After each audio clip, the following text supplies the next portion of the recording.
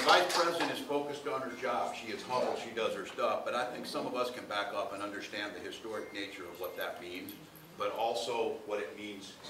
And this is the part I so loved about this. I had the opportunity, first time, to be with her and Doug and my wife were on the bus, old school, going through places. We're, I believe we're someplace in Pennsylvania. We went down to Savannah, some of you saw that, where people, and it melts your hearts.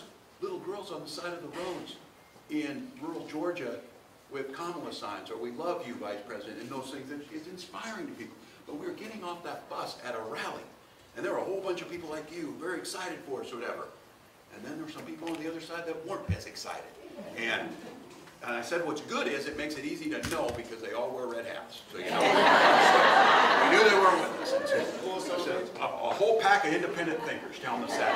So, but you know what the Vice President said, and I'm looking at this out there, and we're getting off the bus, and I hadn't been around her all that much in that setting. There was just the four of us. And she stopped and she turned and she said, Tim, never forget, we work just as hard for those people on this side of the street as people on this side of the street.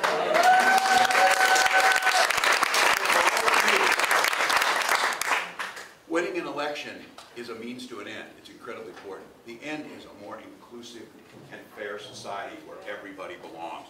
And we're working hard for the people who we know our policies will improve their lives, whether they vote for us or not. And that's it. That's the power of this politics. That's the power that she brought back to this. That's the reason you go out and knock the doors. And it's fine to have differences of opinions, but we're talking about a lot of fundamental things. The sanctity of our vote. The idea of women having their own reproductive freedoms. The idea that every child should be free to go to school without worrying about being shot dead, which this state experienced the tragedy.